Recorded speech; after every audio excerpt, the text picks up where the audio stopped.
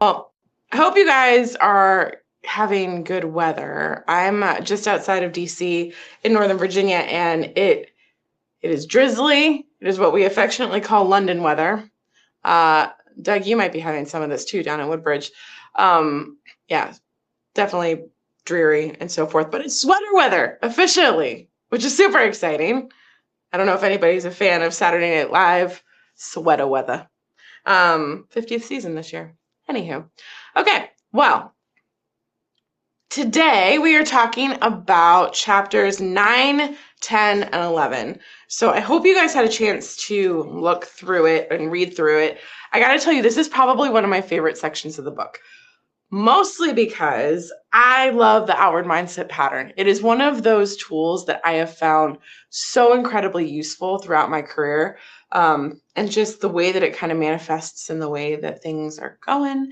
It's so easy and so applicable, and you can use it in so many scenarios.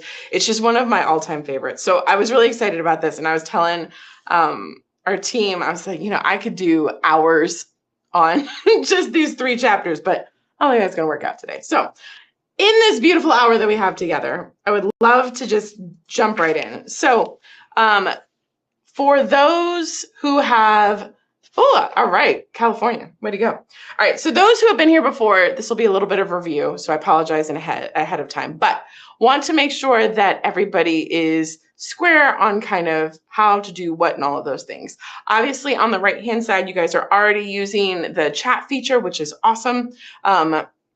That you can use to chat to the group as a whole. Certainly, you also have the messages if you need to send us a message directly.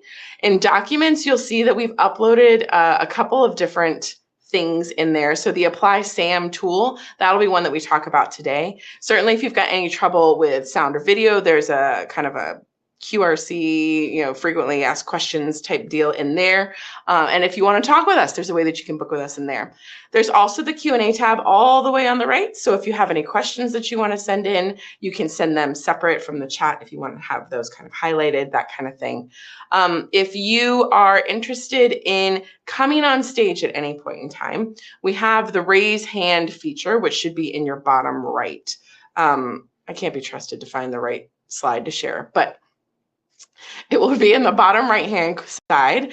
And so with that, you just click that button. That'll let us know that you're interested in coming on stage, and then we'll bring you on and we'll chat. In terms of breakout rooms, so you all will see that across the top, there is a breakout room section, and you will actually have to go to and come back from your breakout rooms when we go and do all of that good discussion. And that we will let you know. We'll send a ticker tape across the top basically saying, come on back.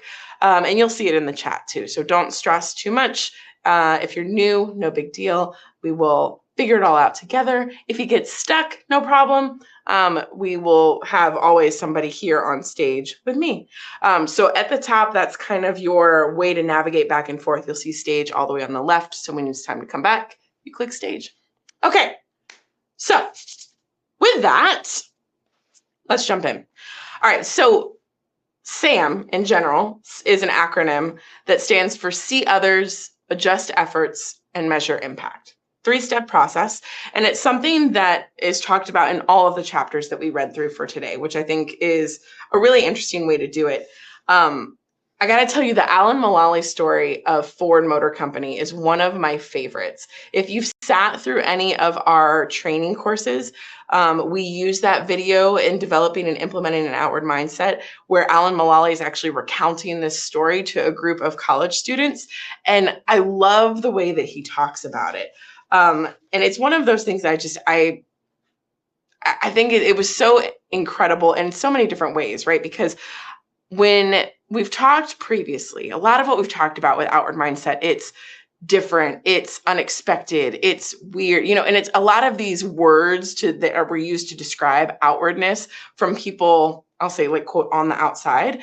I thought it was really interesting because arguably his whole way of doing business was I guess countercultural to what had been going on at Ford. Yeah, Jose, absolutely. Psychological safety was huge. Because as you guys read, it didn't happen right away. It's not like Alan stepped in and he gave this great speech and all of a sudden everybody was like, oh, yes, this is the best idea ever. No, it took a minute. And it took, one brave soul really to get there. And I love what Alan says. I'm on page 79. It says at the top, it says, you aren't red, Mullally insisted. The issue you're working on is red. And I think so often we can get caught up in the people are the problems rather than people have problems. And that's why I really love this tool, because it's one where it can really kind of help us see what we're missing. We talk a lot about, self-deception and the self-deception trap and what that really means for leaders. And so, when they were talking about the Ford Motor Company, there was a paragraph that jumped out to me about really that kind of encapsulated what self-deception is and how that affects us so deeply just as people, right? Not even as leaders, but just as human beings. And so I'm looking on page 76, and it says in the middle of the page, why, despite the company's woeful performance, were all the charts green? So this is when they were doing that weekly status report in the beginning. It says, because you couldn't be wrong at Ford and keep your position, so no one was wrong. The company was underperforming, sure, the executives would privately admit, but I'm not. Jason might be, or Beth, or Ash, but not me. At least I'm performing at a higher level than they are. The situation would be a lot worse if not for me. And so this is what we talk about, because as we know, having read the rest of the story, that's not the real truth, right? That's the reality that they have created from their own perspective. And so it's because of that, it's cutting off so much information that could really help Ford solve the problem. And it's one of those that I think is fascinating. Like how often we as people will tell ourselves a story to maintain a justification that we've created for ourselves at the expense of everything else. Success, happiness even, right? And we do this in such minuscule ways, right? The easiest kinds of ways. Just, as simple as refusing to acknowledge that there might be a problem. Everything's green. Never mind that we're losing $17 billion. Everything's green, right? I thought it was interesting too, then when we move to the next chapter, it really kind of gets into the nuts and bolts of what it looks like to see others, adjust efforts, and measure impact. And so what we were talking about, excuse me, I'm getting over a cold. So if I sneeze, I apologize. So what they were talking about is basically on page 88, something that just jumped out to me is he was talking about this delivery service. And so Rob is the character that we're talking about here. And really that he disliked engaging with his customers. And it talks about it. It says, because he had been making self-focused visits rather than other-focused visits. And then once he came to see others, he felt the pressure. Well, at that time, before he started to see others, he felt the pressure to perform, to impress, and to sell, right? That was his objective. That was his focus. And he had a whole bunch of fears, what he says. And then when he learned just to get interested in seeing others, this all changed. It says, today when Rob calls on customers, his only thought is, how can I help? He isn't there to impress the customers, and he certainly doesn't perform. So arguably the same behavior, right? He's having these customer visits, but he went from feeling these burdens, right, to be a certain way and achieve a certain objective and to perform and impress and sell rather than to just ask how I can help. So as we get ready to jump into our first breakout group, the question that I have for you all is what I'd really love for you to talk through is, what are the burdens that are lifted as we start to see others? What are those things that we feel bogged down by when we've got a self-focus that disappear when we start to focus on others? I'll give you an example. So when I was leading my program, a lot of what I wanted to do was to be seen as the leader who cared about her people. And so I felt this immense pressure to always be everybody's friend and to always be liked and to always go out of my way and be above and beyond and do things that people would then talk about to say, man, she really cares about her people. But it was one of those where that once I was really able to see what my folks needed, I realized I was probably spending, if I'm being honest, probably 80 to 90% of my time on being seen as the leader that cares about her people rather than actually doing things that cared for them. So, anyway, once the point being is once that burden was off, I felt like I could do so much more and so much better, like, and just in terms of showing up as a leader and things that I was doing for them. So, that's what I would love for you all to discuss. What are those burdens that are lifted as we start to see others? I would love for you guys to share your own experiences. So we're going to jump into a breakout room for the next probably, let's say, 12 minutes. And then we will get chatting about that. So off you go.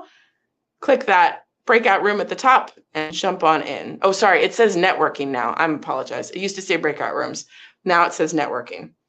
So click networking and then go ahead and jump into a breakout room. And I'll see you guys back here in a little bit.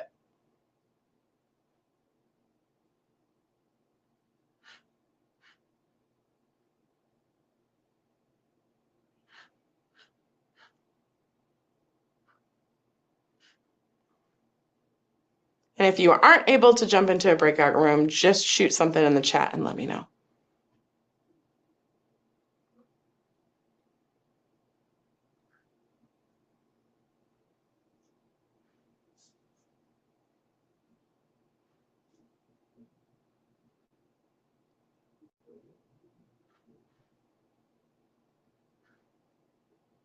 So if anybody's stuck in the stage area, just let me know. Otherwise, click on that thing at networking at the top and select a room and jump on in.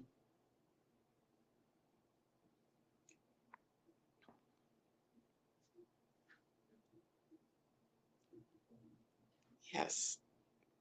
Raise hand. Hello, William. Hello. How are you? Uh-oh. I think I lost you. Can you just Oh, there you are. Okay. can you throw me in a No room or worries. not? So I think you have to be the one to click it, but don't worry about it. We can hang out here. Not a big deal. So tell me, what do you think? What burdens have you seen lifted as you start to see others? Or could you imagine if you haven't had that experience yet? Yeah, so I'm in a, and it's going to be a little sketchy here. Can you hear me okay now? Yeah. A little sketchy. Okay. So I'm in It a, breaks up a I do little. fundraising. I do fundraising for a university. And so when I go into donor conversations, it's so easy to be focused on the sale rather than person.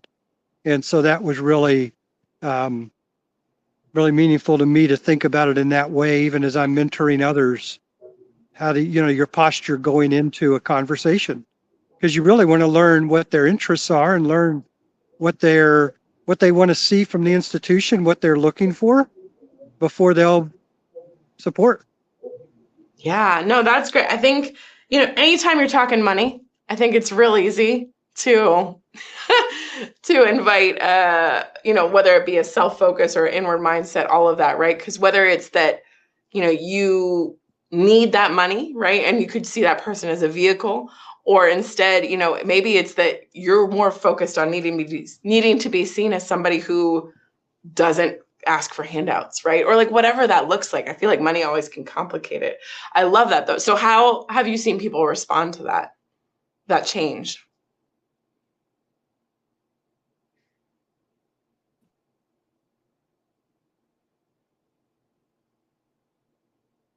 Oh, we might have lost you. I can see you moving.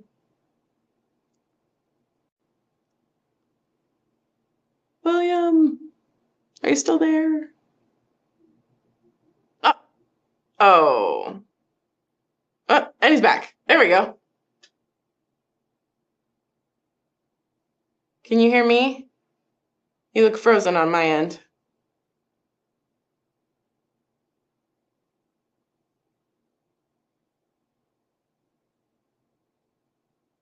Ah, are you back? Oh, I don't have it. What? Oh, baby audio.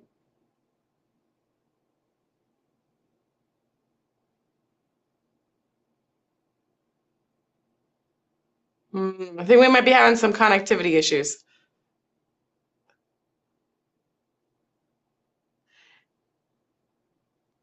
Okay.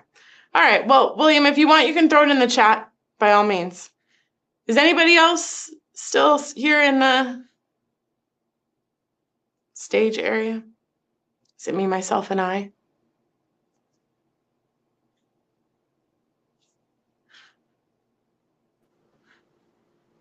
Marissa! So glad you're back. Hi. It's been a while. I was actually in a group, but it took my computer long enough to get connected and I got kicked out. So I'm back here. Okay.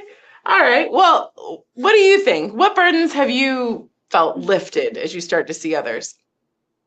I think that's a question I haven't really gotten to before, and I love it. I love the idea.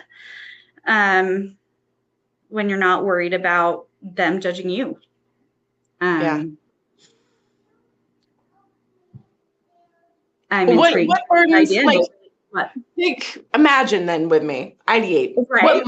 What might you feel lifted if that you're able is to one of my like, biggest issues. I've got my sister and her kid here, so you might hear a kiddo in the background. That's fine. But the judgment. Like if I could let go of that judgment from everybody else, like that's huge. That would be huge. That's a heavy burden to bear. Right?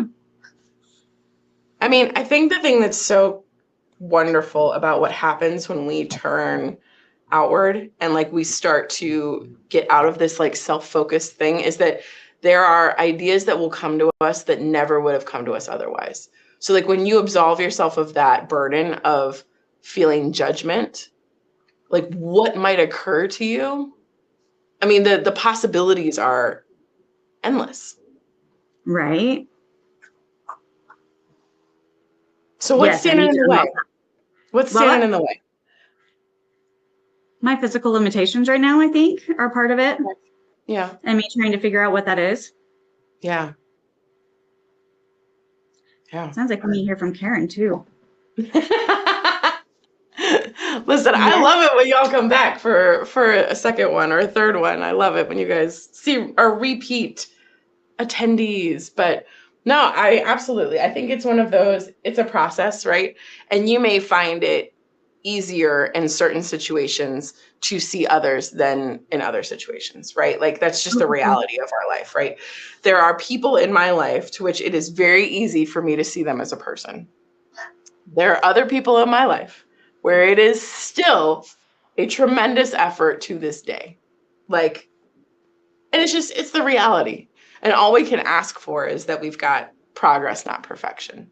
The extent to which I can recognize more quickly that I'm not seeing them as a person and then start that process of getting curious, like that's really the goal. Mm-hmm. It's not necessarily to be perfectly seeing others all the time. So I would say give yourself some grace, right? Don't necessarily feel like you've got to hit a home run right out the park. Base hits for all my baseball players out there. Yes. Yeah. Goodness and gracious. I think I may need to start with myself and making sure I can see myself as a person. I think that's a wonderful place to start. Because I mean, I think it will be tremendously powerful. Tremendously powerful. For sure. Any other thoughts you want to share? So good to see you back. It's good to see you too. I've missed these, but anyway, they landed on days that I worked. Fair. When you're the only person at the library, you can't just step out for a half an hour or an hour. Yeah. Yeah. So that sounds like Vicky is also working on yes. Trying to see myself as a person. Absolutely. Absolutely. Well, thanks so much for sharing, Marissa. I appreciate it. Of course. Awesome. Anybody else want to come on stage and share their thoughts? Anybody else hanging out with me here on the main stage? Michelle, I'm with you. I'm a work in progress too. So Michelle, if you raise your hand, it's in like the bottom right corner. That should set it up so that we can bring you on stage. Perfect. Hi. Hi. It's so nice to meet you. Same here. So what are your thoughts? Are you hearing me? Mm-hmm. Right. So I recognize that everything would not happen at once. And finally, I get that you're a work in progress. You have to understand that to see persons, first you have to understand where you are at and take bit by bit and try to meet the person where they're at, understanding your own limitations. So yeah, I think as much as possible to, understand that I can't change myself overnight. Because initially I was very frustrated by the process. When we started, a lot of people seemed like they just walked right into it and it fitted so well into their life and they saw immediate change. For me, it was a lot slower. I had to, because what I do, I am very rigid. You have rules to follow, and that's health and safety, and you need to follow these rules. And when persons were saying that I needed to bend the rule, I wasn't seeing where that flexibility lied. But because the rule itself is rigid, doesn't necessarily mean that I need to be rigid when I'm imparting the information onto other persons. Mm-hmm. So it is a very steep learning curve for me, but I have been looking at where the person is, trying to find out what help they need, and explaining the process, taking time to really understand what the shortcomings are, what they would like to get from it, and slowly going through the process to get them to a point that I feel more comfortable with, in the sense that the information I want to disseminate is being shared with them. I'm not trying to rush the process anymore. So I'm slowly taking it through.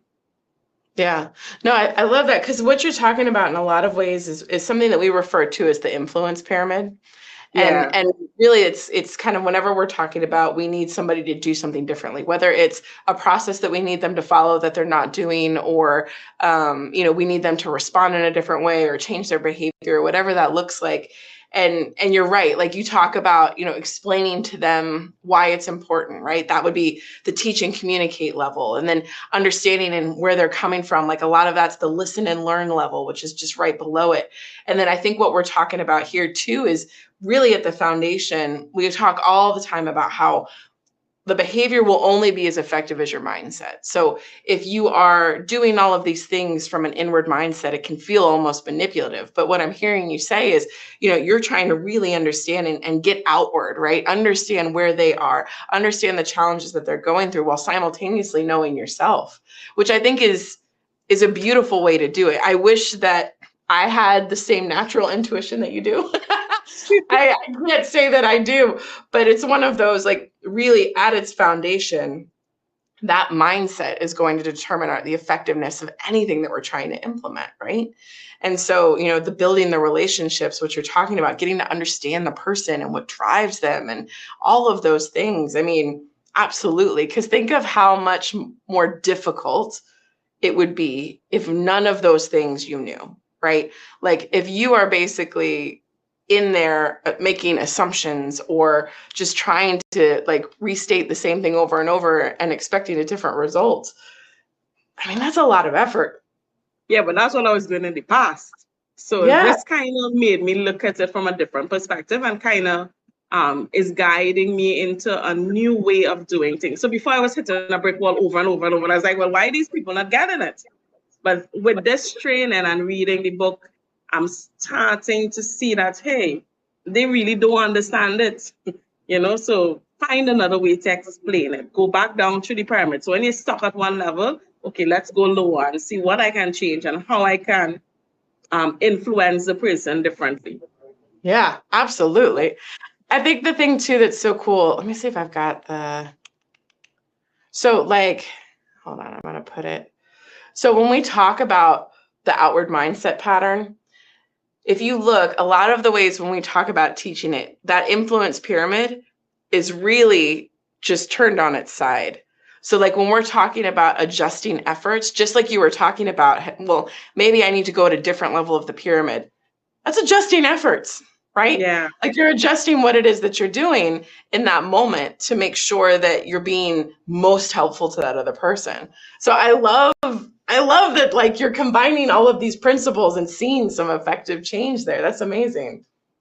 Yeah, it has been a truly amazing process for me. I hope I could just continue developing along the way and don't get frustrated in the process.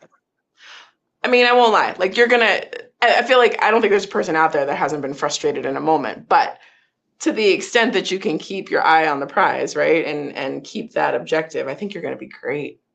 I mean, you already seem so like this is naturally tended towards you now. I love that. Thank you so much for sharing. I appreciate it. Thank you.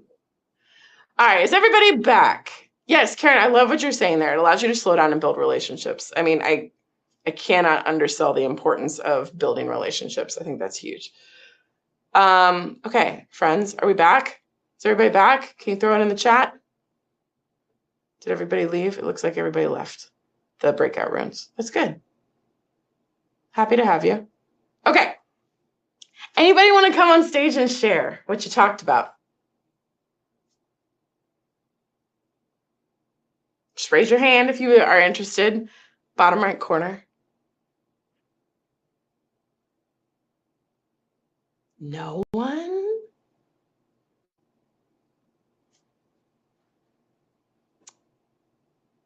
Give you guys another minute in case people are just thinking it through.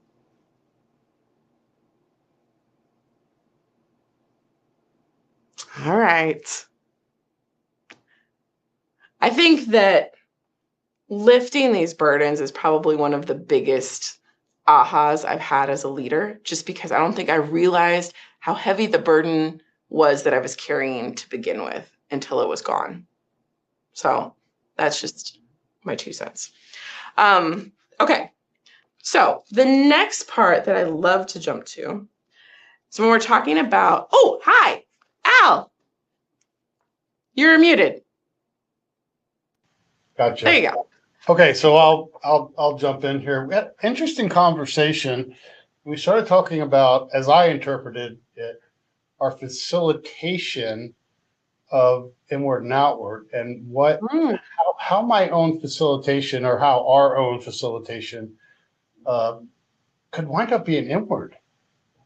And the fact that I am going to train you on how to do this. I am going to give you all this insight to make your life better. And when I do that, I'm going to accomplish my goal, right? And, you know, when I look back on the training I've been through, that's not the way it was given. You know, I felt the ability to absorb this in my own way, right? And it wasn't something that was shoved down my throat. It wasn't something like, you have to do it my way. There's always this, and when we do this, you know, I like to say, I encourage you to consider, say more about that, right? Because at the end of the day, and look, I'm not perfect, but I'm just using this as an example. I get it, right? I mean, and I was saying in the group, this book has made me go, holy smokes, I do need a reset, right? But I get it. And so I need to give other people the opportunity to get it like I did. And that was not somebody saying, you need to do this, you need to do that. It was all, consider this. Take a look at how you're looking at things. And, you know, you talk about a burden lifted. That means I don't have to have all the answers, right? I just present the material, and the material is so good that it's going to change people. So I'm more the messenger than I am the facilitator, if you know what I mean. And that's all I got. Oh, you're going to make our director of facilitation, Mike Merchant, so happy. Because that is exactly, like when we're taught as facilitators, like that is exactly it is, you know, be on the journey. Don't expect to have all the answers. right? Be on the journey with the participants, because even we as facilitators, like I would be lying if I said that I was always outward. As you guys know, we've talked about this. Um, and it's something where we work really hard to ensure that we are not getting in the way of that self-discovery process. So absolutely, as a facilitator, there's a burden lifted because you don't have to have all the answers. You don't have to be, the one who's, convincing people of all of this information. Absolutely. So I couldn't agree with you more. And you're going to make my merchants so happy. This is wonderful. Oh, and see, Al, you got kudos from Jose. Good summary. Awesome. Well, thank you so much for sharing. That's really encouraging. I'm definitely going to take that back because he will be very happy to hear it. Okay, so we've talked about seeing others, and we had a little bit of a discussion here on stage about adjusting efforts, and we talked about it in the context of the influence pyramid, which, if you all are familiar with it, it is a mindset change tool that we can use when we need to influence the behavior of somebody else.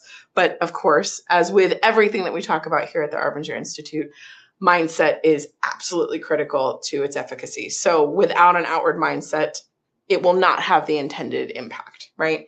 So we're talking about that in terms of adjusting efforts and kind of the various levels of the influence pyramid to help do that. But something that jumped out to me was really in the M piece of SAM in terms of measuring impact.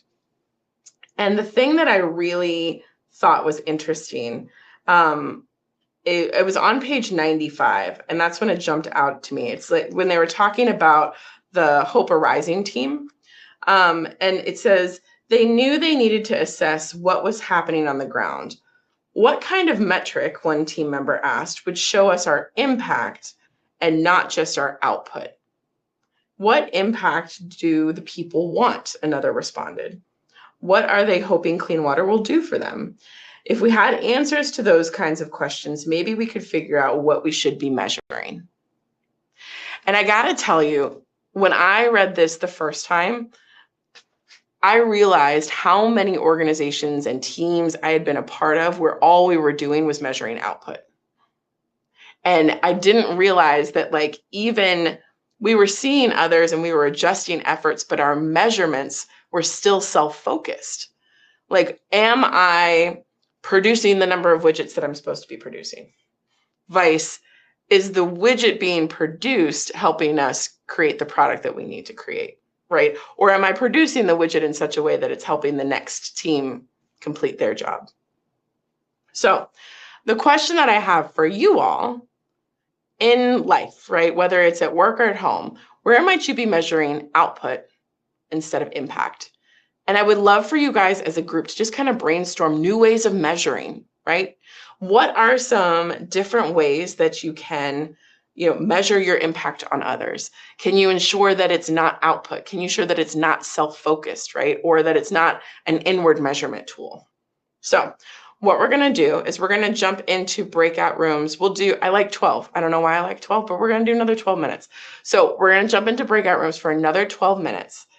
And where might you be measuring output instead of impact? And if you guys need to review the story of the Hope Arising team and the clean water that they were bringing to Ethiopia, it's on pages 94 and 95. If you just need to kind of remind yourselves. Okay, so 12 minutes, off you pop, and we'll see you back here. And I'm struggling with this cold.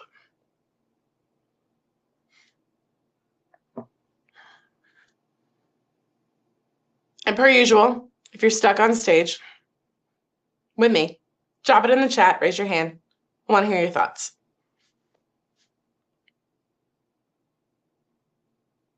Because you guys have really good ideas. The eye monster. I like that, Laura. Is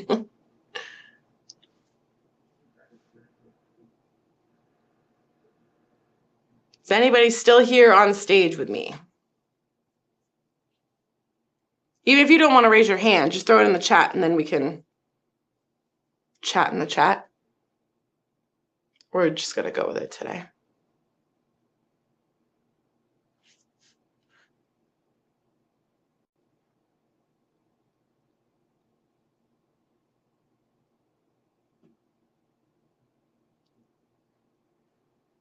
Nobody wants to hang out. That's okay.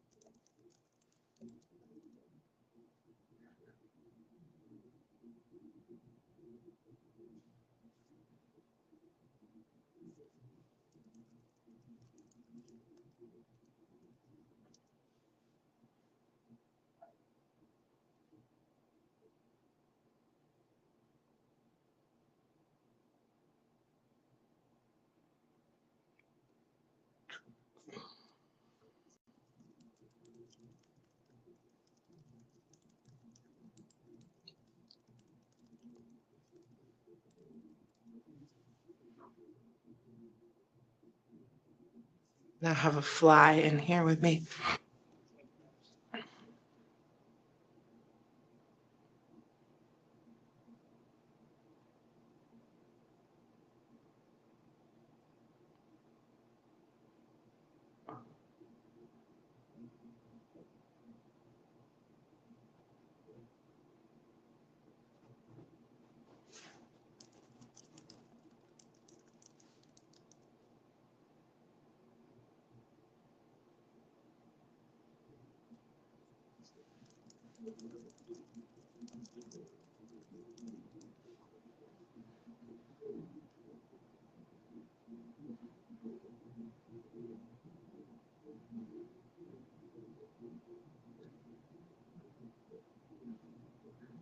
I think we got somebody in a room on their own.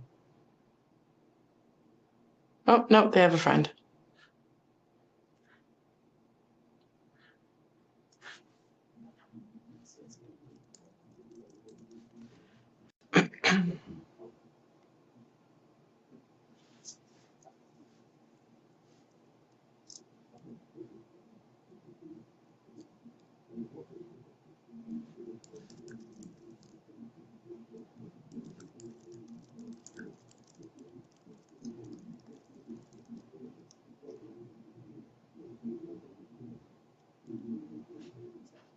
If anybody's still on stage, just let me know. If you weren't able to get into a breakout room or anything along those lines, you want to hang out?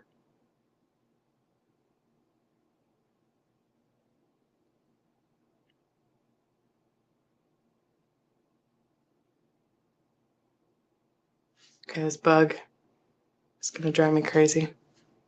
If you guys see me with ninja moves, that's why. Me and the bug are going to war. I'm actually by myself. I'm going to blow my nose. I'm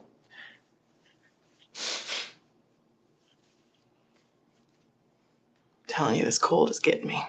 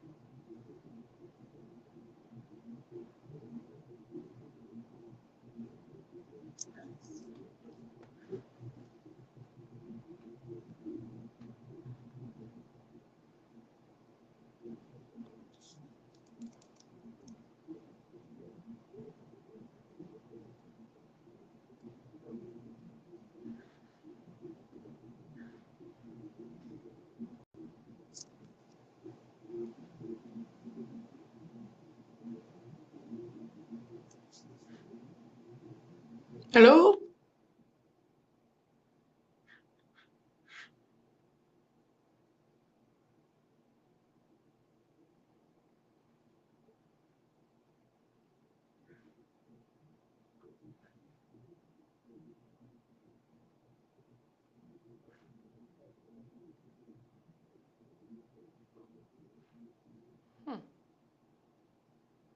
Is anybody on stage with me at the moment?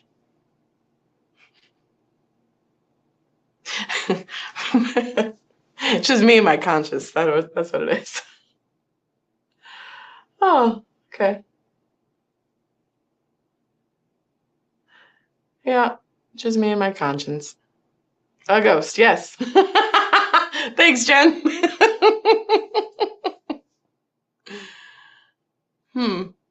Okay. We're just getting in the spirit of the season.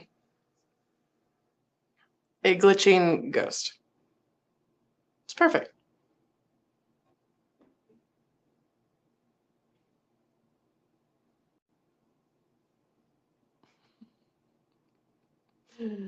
Oh.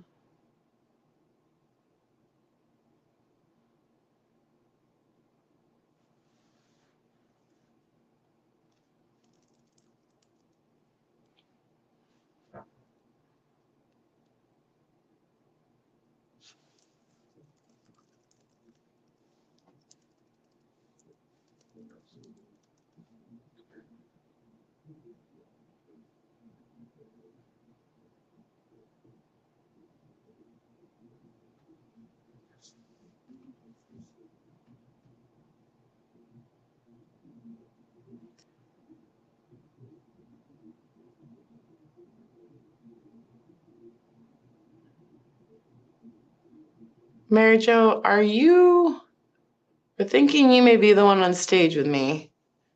Are you able to come off mute? If you can hear me, let's start there. Okay. I was gonna say, because I can't see a name, so it's a black screen with a muted bar. Are you able to come off mute? Ah! Oh, you're still muted though. Huh. You could hold up signs like the Love Actually movie, you know? Just like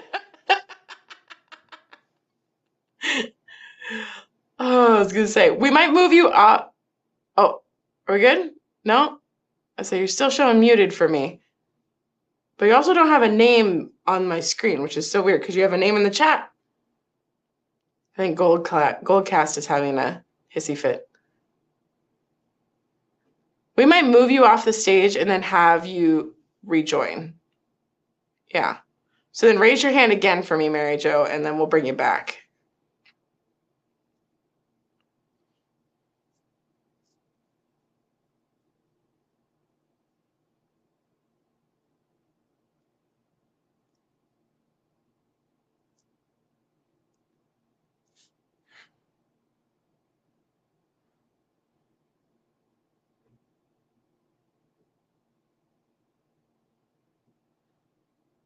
So strange. There we go. I still can't hear you. You're still showing muted on my end. Lovely to see your face. I was say, but if you want to share anything in the chat, you can't. I don't know why I'm doing this. Like you can't hear me. Okay. Obviously, not enough coffee today, friends. But yeah, Mary Jo, if you want to share whatever your thoughts were in the chat, by all means, just in terms of measures of impact versus measures of output. Oh, don't stress it. It's okay. Wait, listen, not our first technological challenge, and it certainly won't be our last.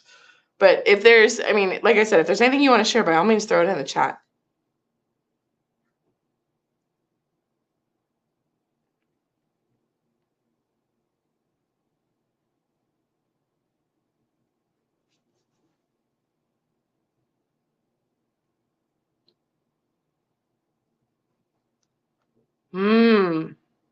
That's a good one. Yeah, I think a lot of times Oh, yeah. Absolutely. Absolutely. We, I think, I've had the pleasure of, getting some insight into a number of different just teams in the course of the work that I had to do, I got to do with Arbinger, and hearing them about, talk about these different measures that they've got. Are you making enough phone calls? Are you sending enough emails? Are you having enough meetings?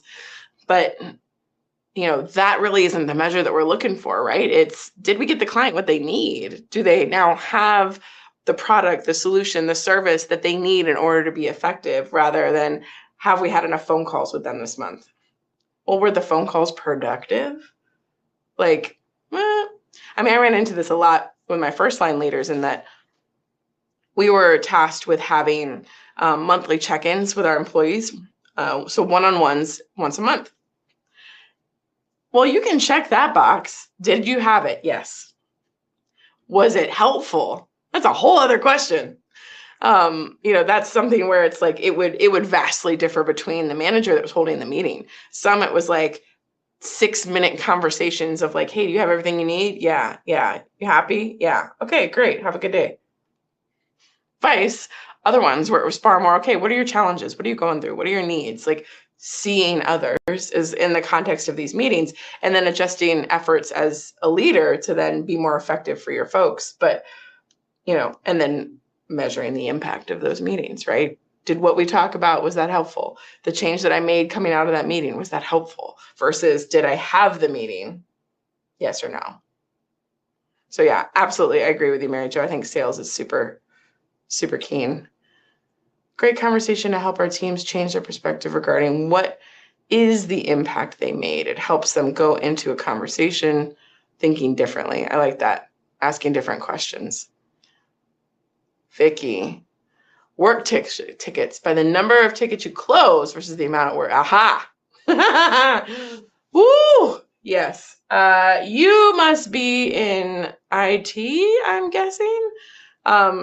I remember I used to be a project manager for network engineers, and that was their number one struggle, is that they would get assigned tickets and somebody would have 3 and they would be mocked for not working hard enough. And somebody else would have 25 and the person with 25 was lauded and praised and given the recognition when they had basically 25 1-hour tickets. Whereas my guy with 3 they were basically like week-long tickets, I would say, given the volume of work. So yeah, that's a wonderful example. Measuring output, not impact, right? All right, is everybody back? And so you're back from, okay, great. Anybody want to come on stage and share what your group talked about? This one I'm really interested to hear, because you guys come from all different industries and work experiences and locations and all of this. And so I can only imagine that, I hope it was a rich discussion given your individual experiences. I would love to hear, rather than me just yammering on.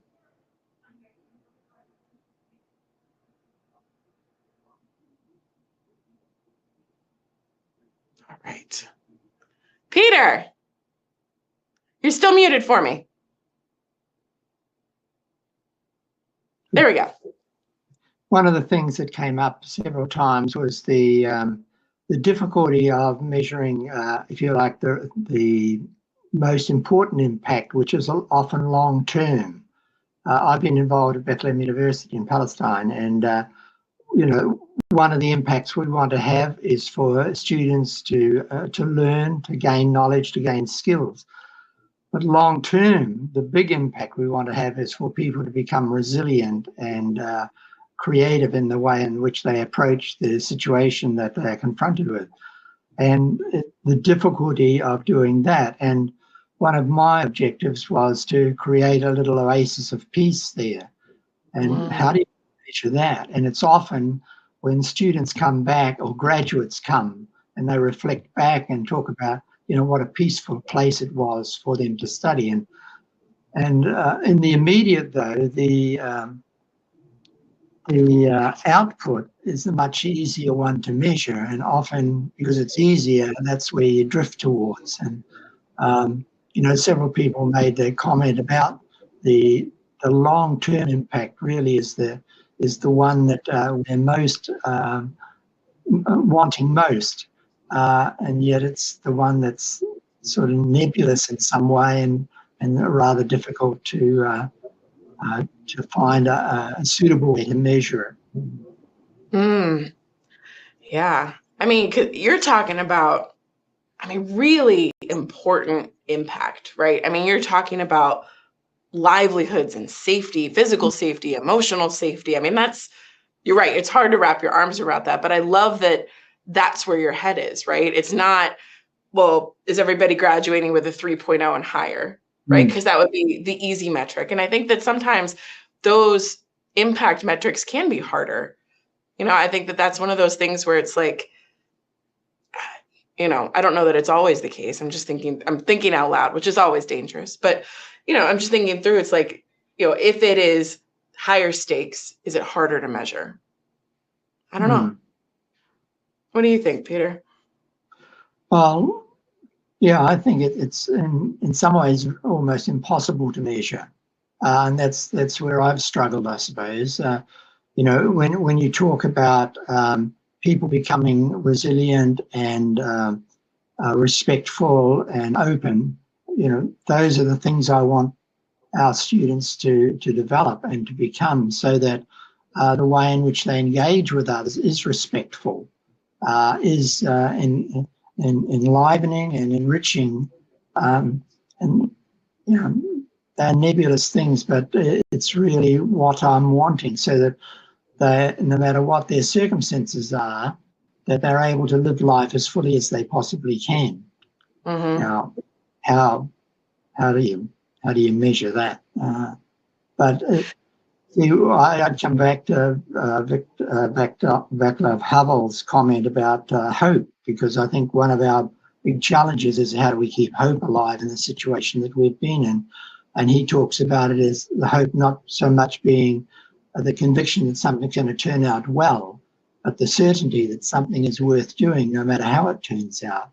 And I'm just so convinced that what we've been doing is worthwhile, irrespective of what the final outcome is doing, to provide that opportunity to develop an atmosphere and an environment where students feel safe and where they have the chance to develop the abilities they have in a context where they feel safe and where they know that people really care about them. Now, how do you measure that?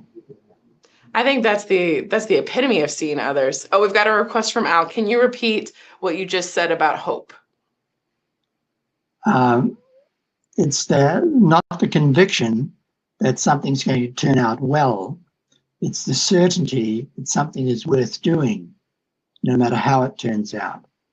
And so what we are seeking to do at Bethlehem University is to provide that education, to provide the opportunity for them to gain the knowledge and acquire the skills that they need, but also to create an atmosphere in which it's more possible for that to happen, which is that little oasis of peace in the midst of the violent situation that exists.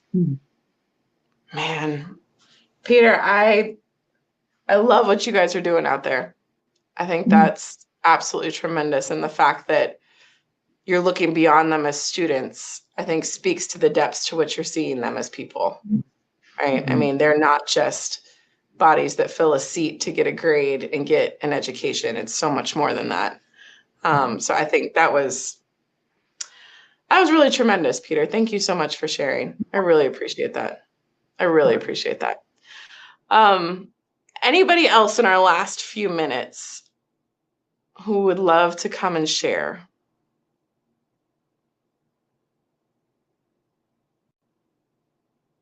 Okay. I feel like Peter really gave us a really powerful note to end on. And so I don't necessarily want to talk over that. So with that, I'm going to give you guys back a few minutes to your day and just say thank you so much. I really appreciate the extent to which you guys engage in this conversation. And I love learning from you guys as much as I love, just being able to talk about topics, because you guys come with such rich experience. And I feel like, Peter, you were the perfect example. Like that hope, that definition of hope, I am writing down, and it is going on my board at home for sure. So with that, thank you guys so much. This was so much fun. I hope to see you next time around. Please bring a friend, and have a wonderful rest of your week. And I will talk to you all soon. Take care, everyone.